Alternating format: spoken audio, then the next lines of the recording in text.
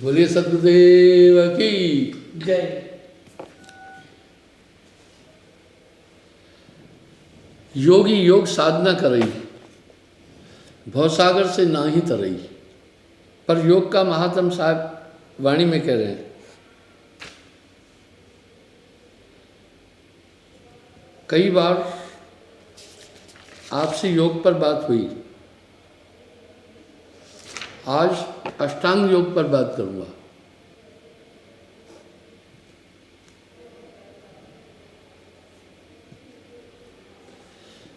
अब मैं सांख्य योग जो कहूं, योग अष्टांग का लक्षण रहो, अष्टांग योग की बात जो है वो भी साहब बोल रहे हैं, वो सुने। एक एक के चार लक्षण, एक एक योग के फिर चार चार लक्षण हैं, जो जाने सो होए विलक्षण, वो विलक्षण को हो जाता है। ये तो कहिए लक्षण 32 योग अष्टांग में एक दिशा, इस तरह ये 32 लक्षण होते हैं अष्टांग योग के।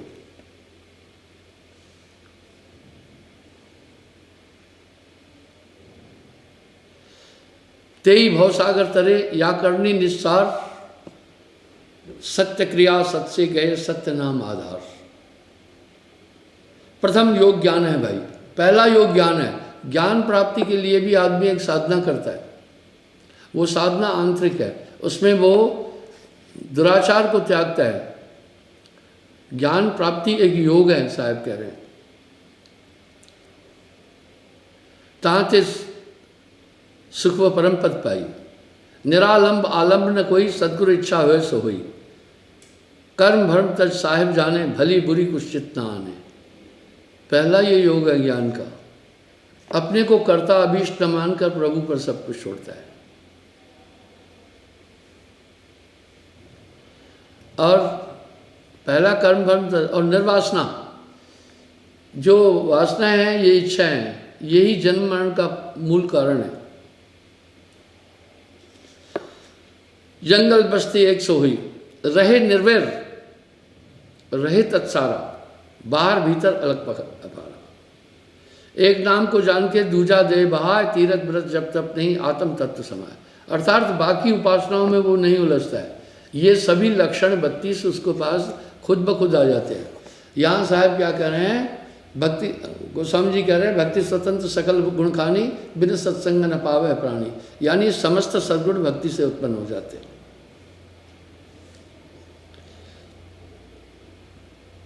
तीरथ व्रत जब तप नहीं आत्म तत्व समाय। तीरथ व्रत योग आदि इसका महात्म न कह रहे हैं, आत्म तत्व समाय। दूजा योग विचार विचारे। हमेशा जब आप विचार करेंगे तो आपको सार असार का पता चल जाएगा, आपको ध्यान होगा। मैंने एक वृत्तांत पहले भी बोला था। एक बार ब्रिटेन के राजा का एक मंत्री मर गया था, उसे एक बुद्धिमान मंत्री की जरूरत थी। उसने लोगों को आहूत किया कि भाई मुझे 2 मंत्री चाहिए, जो मंत्री पद का आकांक्षी है आ जाए।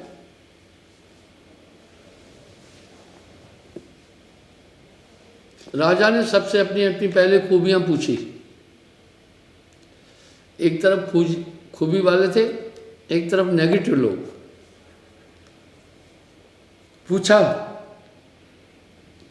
कुछ लोगों ने अपनी बड़ी बड़ी खूबियां बोली। राजा सुनता गया। कोई बोला मैं ऐसा ऐसा काम किया, ये कर सकता हूँ, ये ताकत है, ये शिक्षा है। एक से बोला आप बताओ। बोला मैं भूखा रह सकता हूँ। भूखा रहना बहुत बड़ी बात है, भूख की पीड़ा असाध्य होती है। बोला और? बोला मैं इंतजार कर सकता हूँ। इंतजार करने से आदमी छटपटाता है, उसमें उपशम आ जाती है, अकलाहट आती है, क्रोध आ जाता है। देखते ना घर में भी कभी कभी कोई चीज़ जल्दी न दो तो बंदा मारने के लिए तैयार होता है। इसलिए इंतज़ार करने के लिए बहुत पेशेंस की ज़रूरत होती है। बोला तीसरा, बोला मैं विचार कर सकता हूँ। राजा अपने सिंहासन से उठा, उसको नमस्कार किया, बोला आप मेरे धर्म गुरु होंगे, मंत्री नहीं। आप ज्ञानवान हैं। विचार करना सबके बस की बात नहीं है। विचार जो करना जानता है कभी भी बुराई की तरफ जा ही नहीं सकता। इंसान में विचार करने की क्षमता है, लेकिन जो अंदर के दोष है वो विचार से वंचित करते हैं, और इंसान अपनी धुन पूरी जीवन कहीं लगाता है। फिर एक वृत्तांत में आता है, जिनमें बहुत कमियां हैं वो भी बताओ, खूबियां भी बताओ। कमी वालों में एक आदमी ने कहा, महाराज कई अपनी कमियां बताते गए। एक ने कहा, महाराज जिससे मैं नफरत करता हूं, चाहे वो मर जाए चाहे मैं मर जाऊं, उससे फिर मैं कभी नहीं बात करता। राजा ने कहा, वेल डन, तेरे अंदर एक दृढ़ संकल्प है, यही डाइवर्ट होकर जब सच की तरफ लग जाएगा ना तो कहना क्या। इसलिए भक्ति क्षेत्र में आता है, वासना को प्रभु प्रेम में बदल दो, लोभ को सुमरण में बदल दो, मोह को गुरु भक्ति गुरु आसक्ति में परिवर्तित कर दो, अहंकार को विश्वास में बदल दो, क्रोध को दृढ़ संकल्प में बदल दो। बस आपके हाथ में, अगर आप लोहे से तलवार बनाना चाहें तलवार बन जाएगी, ढाल बनाना चाहें तो ढाल बन जाएगी। दोनों के कार्य अलग हैं। बस ये इन चीज़ों खत्म कुछ नहीं होगा, इनको डाइवर्ट कर देना है।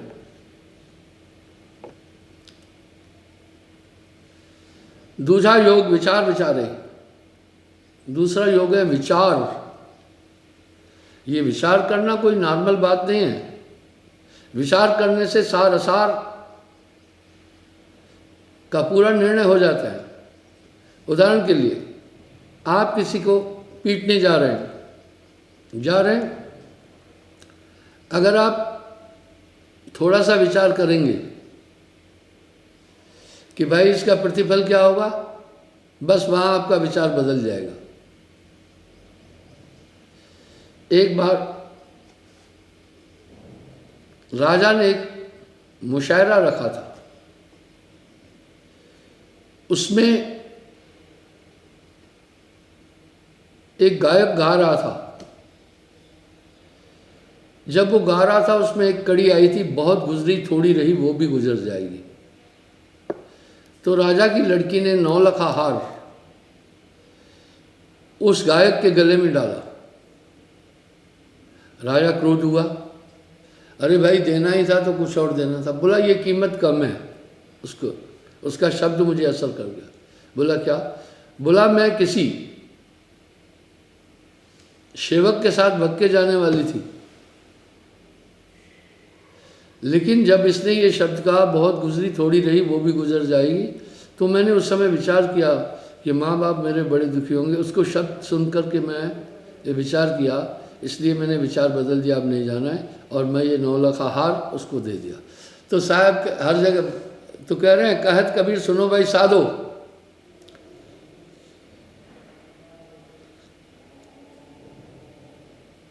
दूसरा योग विचार है। विचार के 4 पक्ष हैं, 4 वृत्तियां हैं। पहला निर्मोही। अगर आप विचार करके देखेंगे तो संसार की असारता आपके सामने आ जाएगी। फिर संसार नित्य नहीं लगेगा। आप जान जाएंगे कि सब कुछ, ज्ञानी अज्ञानी में यही तो अंतर है और कुछ अंतर नहीं है, सब कुछ असार है। दूसरा निर्वैर। किसी से वैर नहीं रखो। जो वैर आप किसी के प्रति रखेंगे सबसे पहले वो आपका नुकसान करेगा।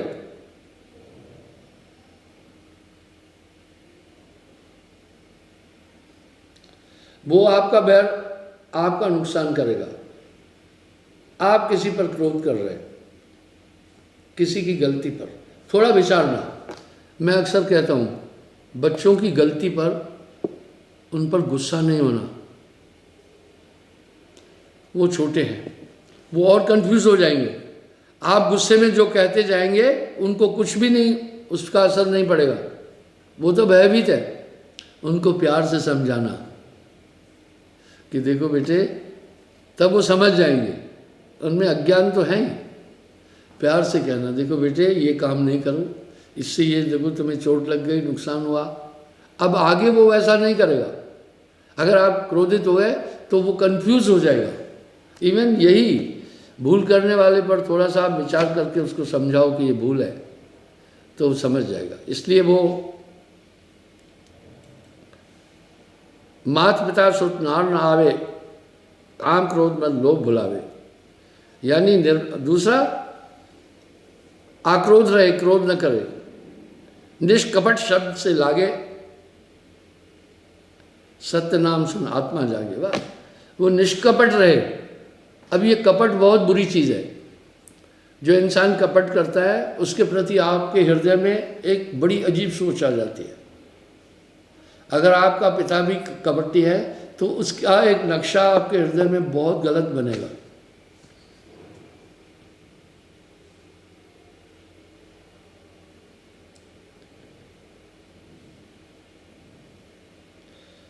देश छोड़ विदेश समाना, हंसा पावे पद निर्वाणा। जो कुछ करे विचार के, रहे पुण्य पाप ते न्यार, कहे कबीर नाम है जाने जाए पुरुष दरबार। इस तरह आपने देखा, ये विचार कितनी बड़ी शक्ति है। ये मोक्ष के द्वारपाल है। तीजे योग विवेक कहावे, बिन विवेक कोई पार ना पावे। अब यहां विवेक है। विचार और विवेक में एक बहुत बड़ा अंतर है।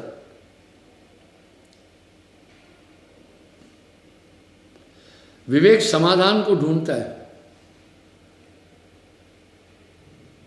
अगर विचार मक्खन है तो विवेक घी है।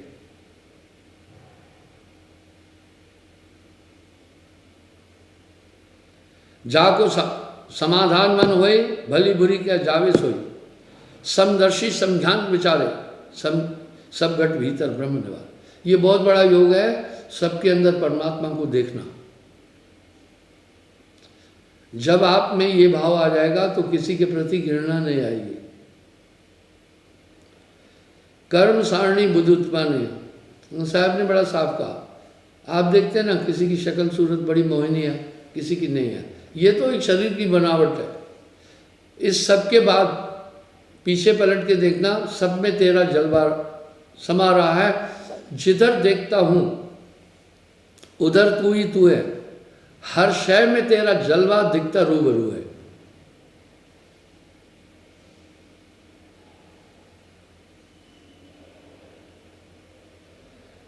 प्रीत गए जो नाम समाना, और सकल जग मिथ्या जाना। जाके शांत हुए घटना ही, कोई कुछ कहे क्रोध बनना है। यानी हृदय में एक शांति रखो। कोई कुछ कहा, मैं अक्सर एक बात कहता हूं, साहब वाणी में एक शब्द कह रहे हैं, निंदक नियरे राखिए, आंगन कुटी चवाए, बिन पानी साबुन बिना निर्मल करे स्वभाव। नानक देव जी तो अपनी वाणी में यहां तक कह दिए, निंदक मेरा गुरु। अगर आपकी कोई निंदा कर रहा है, आपको कोई बताए फलाने ने आपकी निंदा की, आप क्रोध नहीं होना।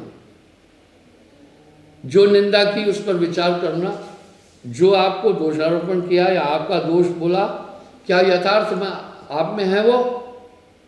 अगर है तो सुधार करो भाई,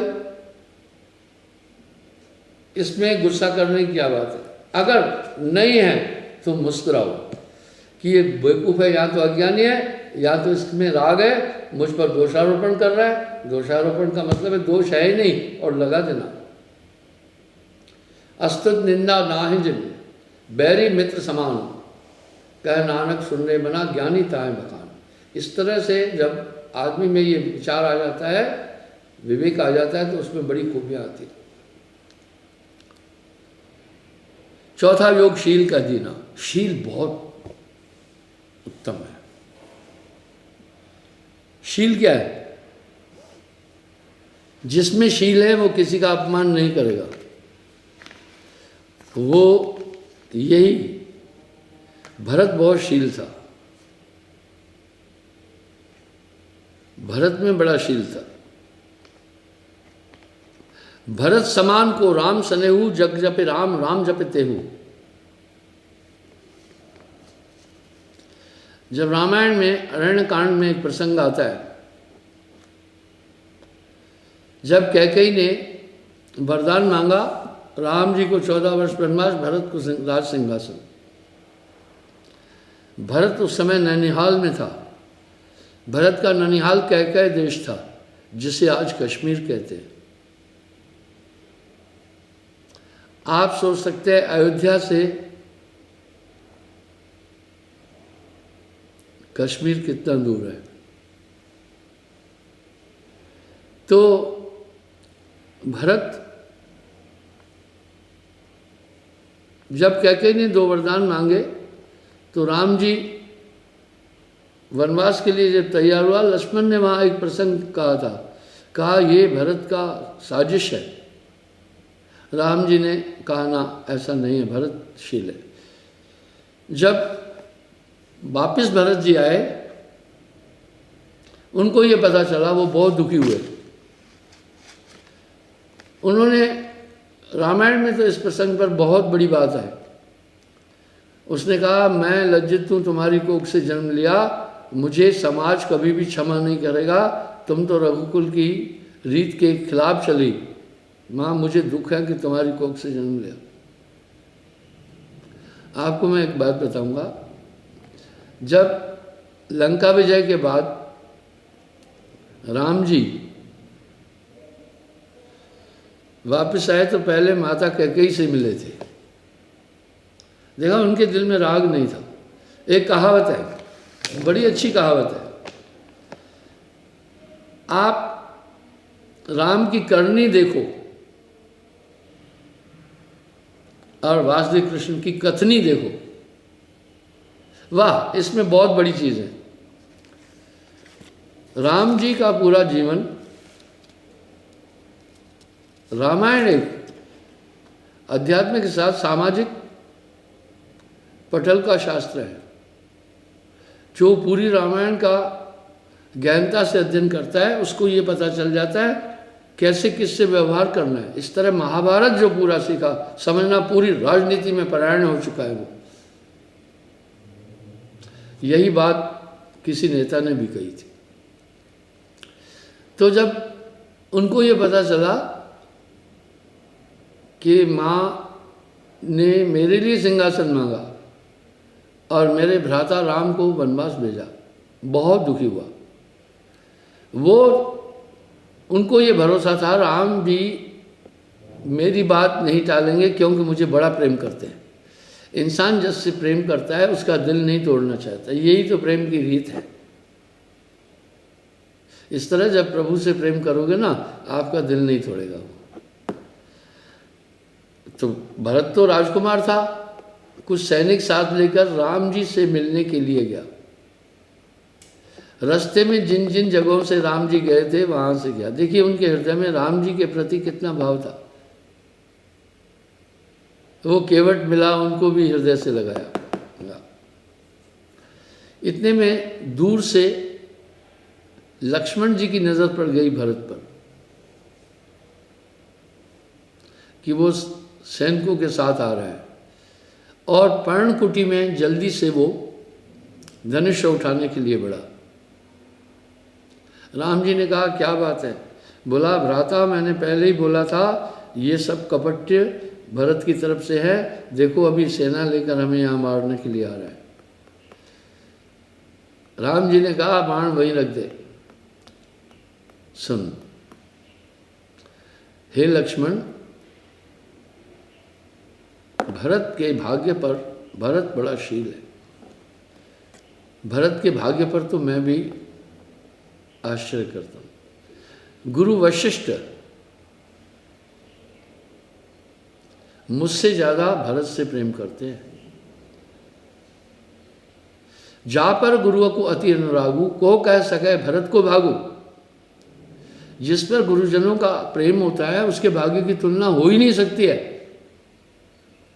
राम जी कह रहे भरत के भाग्य पर तो मुझे भी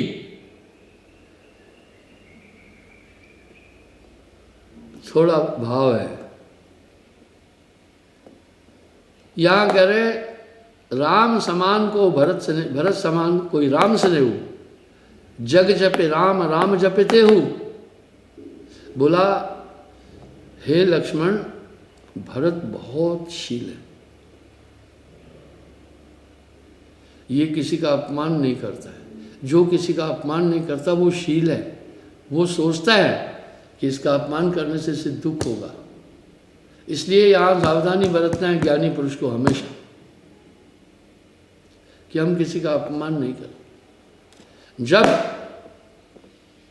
वो आए, भरत राम जी को चरण स्पर्श किया, लक्ष्मण को भी गले लगाया। अब यहाँ संवाद है अरण्यकांड में। बड़ी प्रार्थना की भरत ने, कहा कि हे भ्राता, राज्य के अधिकारी आप हैं, मैं नहीं हूं। जैसे माता कैकेयी के लिए कुछ बोलने जा रहा था, भरत राम जी ने टोका, बोला ना माता कैकेयी नहीं, ये विधि का विधान है, वो मुझे उनसे कोई राग नहीं है, आप माता के लिए कुछ न कहें। बोला बहुत प्रार्थना की। जब राम जी ने वापस चलना मंजूर नहीं किया तो भरत ने अपना वास्ता दिया।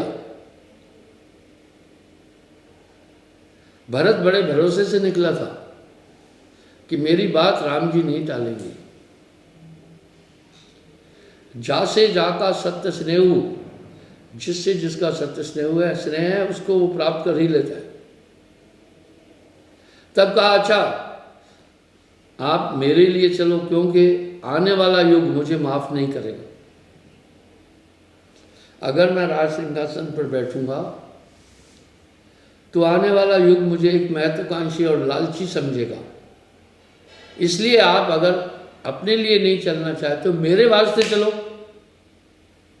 मुझे इस भयंकर कलंक से मुक्ति दिलाओ।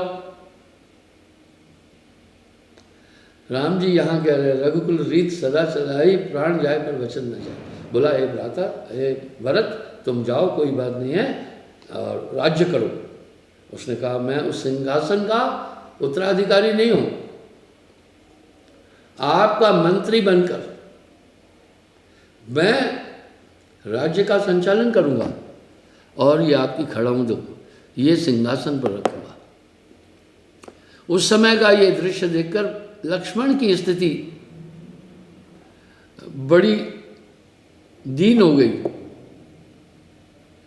कहने का ये भाव है आप अपना स्वभाव शील रखो। जो शील स्वभाव के हैं उससे दुनिया प्रेम करती है। यहां साहब एक बात कह रहे हैं, जग में बैरी कोई नहीं, जो मन शीतल होए, एक आपा को उतार दे तो प्रीत करे सबको। अगर आप में काम, क्रोध, लोभ, मोह, अहंकार की अधिकता है तो तुम्हें ही परेशान करते रहेंगे। ये अग्नि के समान दग्ध करते हैं। इसलिए ये दिल का हुजरा इन बैरियों को यहाँ से निकालना है। वो कैसे? पकड़कर नाम का झाड़ू सफा कर हुजरे है दिल में। मुताले जो हुआ तुमसे उसे दिल से बुलाता जाओ। अब शील क्या है? साहब भी कह रहे हैं चौथा योग शील है भाई। बिना शील साहब नहीं चीना, शील के बिना नहीं पाए। सोई हित बंधु में भावे, जात को मार्ग मार्ग लावे। आप देखना, अगर आप किसी के बच्चे से प्रेम करते हैं तो उसके माँ बाप की भी तुम्हारे प्रति सहानुभूति हो जाती है। शुच रुच दया धर्म उर्धारे, अर्थात निर्मल सोच विचार, वो निर्मल हो जाता है शील वाला। शील कोई नॉर्मल बात नहीं है। वाह! ध्यानवंत बहुते मिले, ज्ञानवंत अनेक। कहे कबीर धर्मदास से, शीलवंत कोई एक। वाह वाह! शील तो बहुत बड़ा गुण है। इसलिए शील कभी कटुवाणी बोलेगा ही नहीं, वो किसी का हृदय दुखाना नहीं चाहेगा। इसलिए सत्य को भी शील करके बोलना है। निर्मल सोच विचारे, सुचि रुचि दया धर्म उदार। मन को संयम करे जो ज्ञानी, पांचों पकड़ करे एक घरानी। इससे पांचों को पकड़ लेता है वो, काम क्रोध लोभ मोह अहंकार। सत्य शब्द भाके संसारा, सत्य ही से उतरे भव पारा।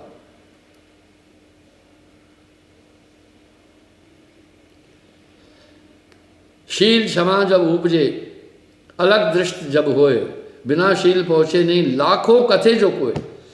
देखिए साहब, शील का कितना बड़ा महात्म बोल रहे हैं।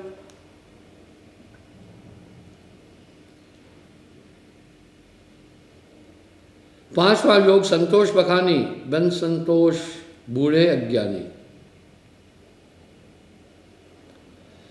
संतोष गोधन गजधन गाजधन, सभय रत्न धन खान। जब आवे संतोष धन, तो सब धन दूर समान। संतोष एक इतना बड़ा धन है। लाभ हानि में सम रहता है, संतोष कर लेता है। जब कोई गुस्से में होता है तो कहते हैं भैया थोड़ी शांति रखो।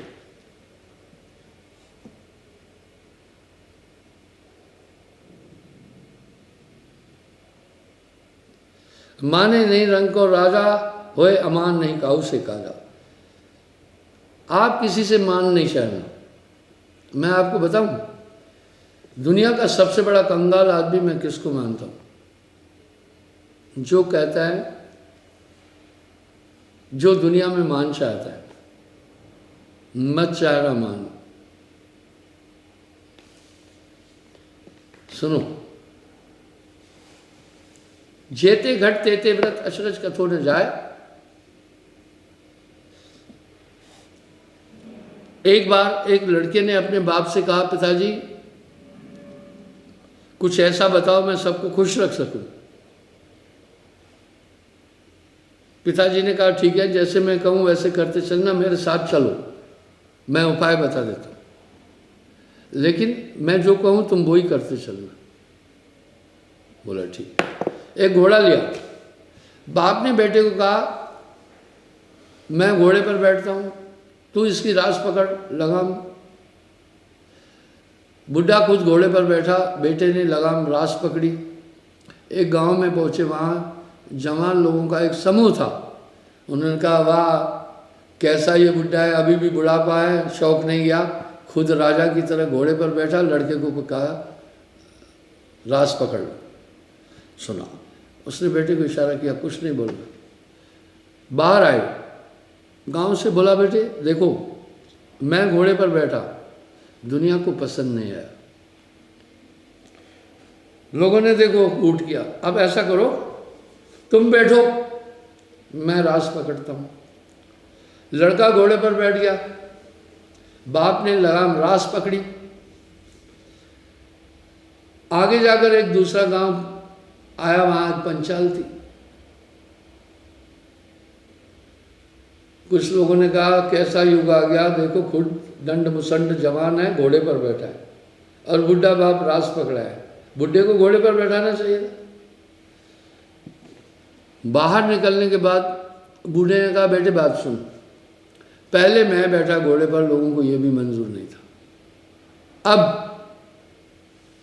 तुम बैठे, तभी भी लोगों ने नाराजगी और व्यंग किया। अब ऐसा करते दोनों बैठते,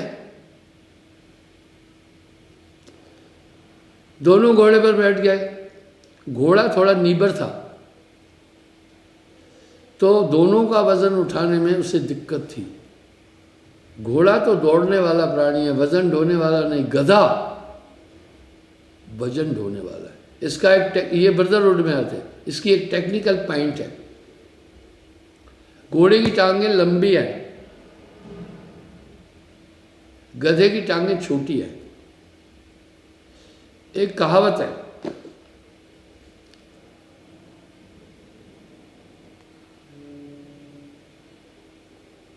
जूता बाटा का, लोहा टाटा का। अभी जूता बाटा का मशहूर है, लोहा टाटा का। और आदमी नाटा सा, ये मजबूत होते हैं। आप देखो लंबी लकड़ी है तो जल्दी नफेगी, उसके दो टुकड़े करके छोटा करो, टूटेगी नहीं। इसलिए गधे की टांगे, बाकी काया सिर्फ घोड़े की तरह है, टांगे छोटी है इसलिए मजबूत टांगे हैं उसकी, वेट उठा सकता है, पर घोड़े जैसा दौड़ नहीं सकता है। लेकिन घोड़े की टांगे लंबी है इसलिए वेट उठाने के लिए नहीं है वो।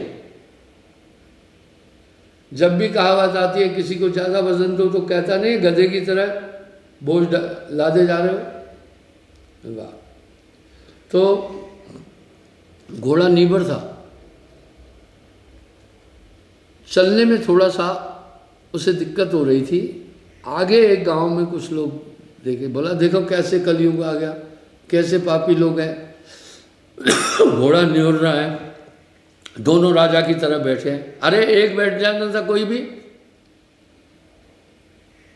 बाहर आए, बोला देखो बेटे, पहले मैं बैठा वो भी मंजूर नहीं, लोगों को व्यंग किया, फिर तुम बैठे वो भी मंजूर नहीं, दोनों बैठे वो भी मंजूर नहीं। अब ऐसा करते हैं अपन वैसे ही पैदल चलते हैं, घोड़े की रास पकड़ लो बस। दोनों पैदल जा रहे थे।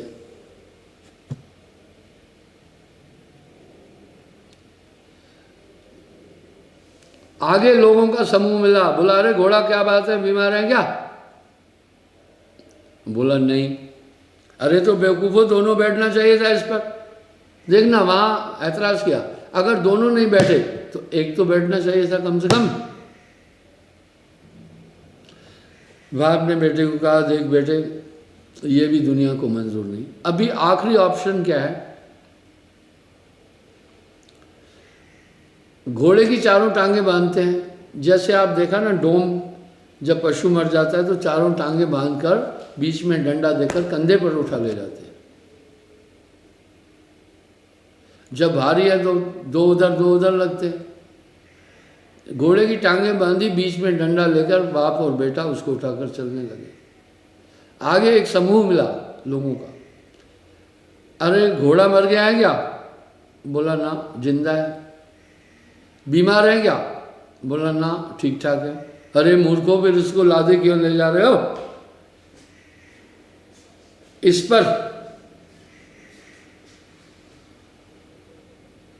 पर तुमने बैठना चाहिए था।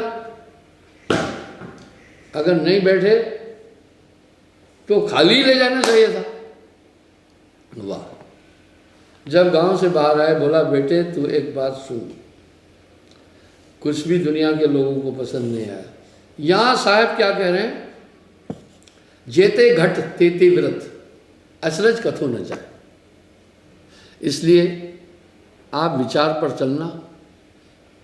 मैं लोगों से अक्सर एक बात कहता हूँ, मैं ये नहीं सोचता हूँ लोग मेरे लिए क्या कह रहे हैं। अगर मैं ये सोचता तो कभी का मैं डिप्रेशन में आ जाता। मैं ये सोचता हूँ मैं क्या कर रहा हूँ। बस आप भी ये सोचना, दुनिया को खुश करने की ट्राई मत करना, तब आप वैसा कुछ भी दिखाओगे जैसे नहीं हो। ये अहंकार है, ये गुप्त अहंकार है कि मुझे दुनिया माने। ये एक बहुत सूक्ष्म अहंकार है। इस पर साहब कह रहे हैं, मोटी माया सब तजे, झीनी तजी न जाए। मोटी माया क्या है? रुपया, पैसा, सोना, चांदी, बेटे बेटियां, ये मोटी माया है। बोला ये सभी छोड़ सकते हैं, झीनी तजी न जाए। पीर पैगंबर, झीनी माया क्या है वो सोचना। पीर पैगंबर औलिया, झीनी सब इनको खाए। बस इस तरह से जो आदमी मान चाहता है वो दूसरे लोगों वाली करेगा। जब वो लोगों वाली करेगा तो वो पाखंडी हो जाएगा। अब एक कहावत भी है, रमतुल्ला सबसे खरी कहे, सबके चित्त से उतरा रहे। एक था रमतुल्ला, बड़ा साफ साफ बोलता था, उससे सब कोई व्यवहार ही नहीं करते थे। बोलता ये भैया साफ बोल देगा। तो इस तरह से भैया छठा योग निर्वैर। छठा योग है निर्वैर रहना, किसी से बैर नहीं करना।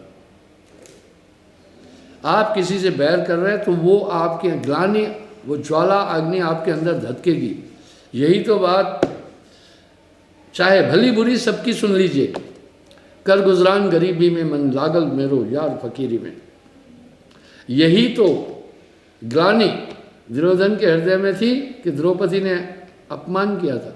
जब इंद्रप्रस्थ ने राजभवन देखने दुर्योधन गए थे तो एक जलाशय में गिर गए थे।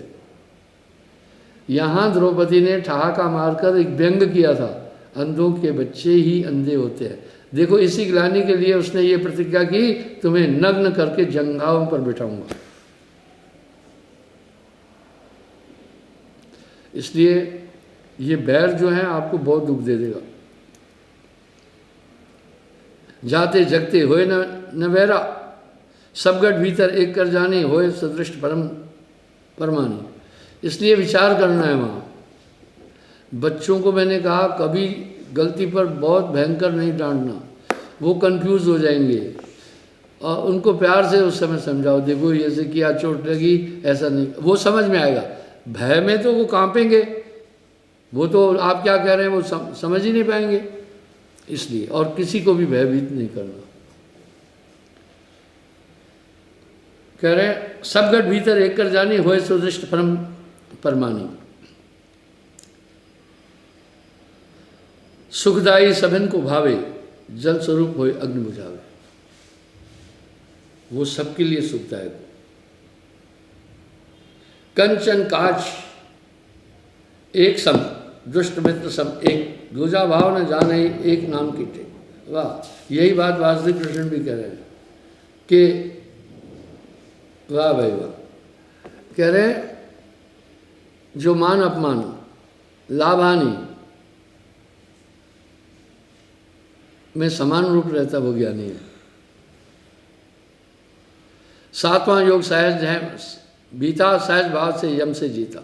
एक विचार प्रेम उपजावे, पांचों इंद्रिय सहज समाए। निर्लोभी हो लोभ भुलावे, भवसागर में बौर ना आवे।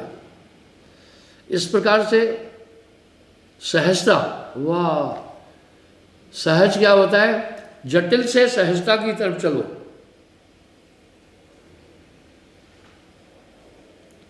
जटिलता से सहजता की तरफ चलो।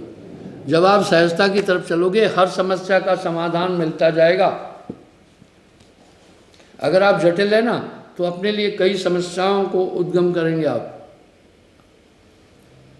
तभी तो वो श्लोक का ना, असत्यमो सत्य को गमे, तामसमा ज्योतिर्गमय, मृतमा अमृतम गमय।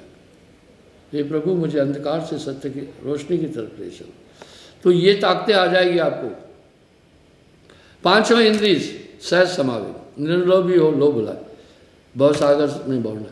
आप देखें कुछ लोग अगर अच्छा भोजन नहीं मिला तो फिर क्या करते हैं पता है? बहुत क्रूर हो जाते हैं। देखा ना, ये इंद्रियां आपको असहज करेगी। रूखा फीका साग अलूना और प्रेम से पावे दूना। मैं मसाले नहीं खाता हूँ, बहुत सादा भोजन खाता हूँ। मैं कभी भोजन बनाने वाले पर क्रोध नहीं होता हूँ। हाँ, एक बात के लिए गुस्सा होता हूँ, ऐसे ऐसे मूर्ख लोग हैं भोजन बनाने वाले कुछ, वो फिर क्या करते हैं, सादे का मतलब बिल्कुल भी, अच्छा कभी नमक ज़्यादा डाल देंगे। अब नमक आंखों के लिए हानिकारक, इसलिए भारतवर्ष में 50 की उम्र के बाद 70% को मोतियाबिंद होता है, नमक के कारण होता है। नमक कम खाना पसंद करता हूँ, ज़्यादा होता है फिर मैं विचार करता हूँ, नाराज़गी तो आती है, छोड़ो, जानकर नहीं डाला होगा, हो गया है, बस आप वहाँ सहज हो जाए। ये नहीं कि भांडे तोड़ो उठ करके उसको कूटने लगो, मारने लगो, ना। सत्य शब्द गह आत्म जागे, सब जग झूठा जान के सत्य नाम है सार, सहज सहज प्रकट भया सतगुरु शब्द संभार। बस सहजता से आप जीवन जियो और जटिलता से सहजता की तरफ चलो। जटिल लोग वो होते हैं किसी भी चीज़ का समाधान नहीं निकाल पाते, और सहज वो है हर चीज़ का समाधान फौरन निकाल लेते हैं। 8वां योग है शून्य है निका, एक नाम आगे जल्फी का। बस एक धुन परमात्मा में लग जाए, ये एक योग है। ये वो चक्र शोधन चक्र भेदन से भी महान योग हैं ये अष्टगुण। शून्य ही थे सब जग उपजाया, शून्य ही थे सत स्वभावा। आठवां योग शून्यास्त रहना, यानी मन के कम संकल्प को रोकना, बुद्धि के निश्चय को रोकना, ये बहुत बड़ा योग है, सहज योग। निरालम निर्भ्रमम निर्वासनिक निस्वादी, इसलिए ज्ञान के 4 सोपान है। निरालम, निर्भ्रम, भ्रम न रखे, निर्वासनिक, किसी चीज में आसक्ति नहीं रखे, निस्वादी, स्वाद के पीछे नहीं दौड़े। बचा हुआ भोजन मेरे छोटे भाई ने एक बार खाया, मुझे क्या कहा, ये भोजन मैं जिंदगी में कभी नहीं खा सकता, आपका ये भोजन खाने में मुझे 3 हरी मिर्चियों का साथ लेना पड़ा। जैसे आप तीक्ष्ण भोजन खाएंगे आपकी वृत्ति तीक्ष्ण बनेगी। आहार शुद्धम तो बुद्धि शुद्धम। निर्मोही, विचार की परीक्षा क्या है, जगत के पदार्थों से फिर वो नहीं करना, ये 4 भूमिका है। निर्बंध, किसी में बंधन में नहीं आना। निशंका, शंका न रखना, निर्माण मुक्त। विवेक की 4 भूमिका है। सर्वांगी, सब में ईश्वर को देखना। सावधान, एट ए टाइम होशियार रहना, उसको काल क्या करे जो 8 पैर होशियार, ये विवेक की भूमिका है। सुचेत, हमेशा सचेत रहना। और सारग्राही, वाह, हक की कमाई खाना, गलत धन नहीं खाना किसी। शील की 4 परीक्षा, शुचि, संयमी, श्रोता, वक्ता। जो सहजशील है वो शुद्धता भी रखेगा, संयम भी रखेगा, और श्रोता और वक्ता के गुण होंगे। संतोष की परीक्षा, अयाची, किसी से न मांगे। अवांछी, कोई वांछा न करे कि मुझे ये दे। अमानी, किसी से मान नहीं चाहना। पीर पैगंबर औलिया, मान सब इनको खाया। स्थिर, हमेशा एकाग्र रहना। सहजता की 4 भूमिका है। निष्प्रपंच, किसी के बारे में फालतू नहीं बोलना, इससे विवाद उत्पन्न होते हैं। निस्तरंग, मनमौजी नहीं हो कि आज चलो कश्मीर घूमने चल रहे, आज चलो देहरादून चल रहे ना, ये क्या है, ये तरंगी, मनमौजी। निर्द्वंद, किसी द्वंद्व में नहीं जाए। द्वंद्व पे कैसे जाता है, याद आया मुझे शर्मे ने ऐसा ऐसा कहा, अब अंदर से पूरी प्लान करो कि शर्मे की टांग कैसे तोड़ूं, तो वो धुंध है। निर्द्वंद का मतलब द्वंद्व में नहीं आना। कहते नहीं क्या द्वंद्व मचा रखी है। निर्लेप, किसी में आसक्त नहीं होना, न आए का हर्ष न गए का गुना। शून्य की 4 समझ, लो लक्ष्य, धीरज, ध्यान, समाधि। कबीर 3200 जो उगवे 3300 छप जाए, कहे कबीर सुन गोरख आवागमन नशाए। ये ज्ञान गोरखनाथ को साहब दे रहे हैं अष्टांग योग का।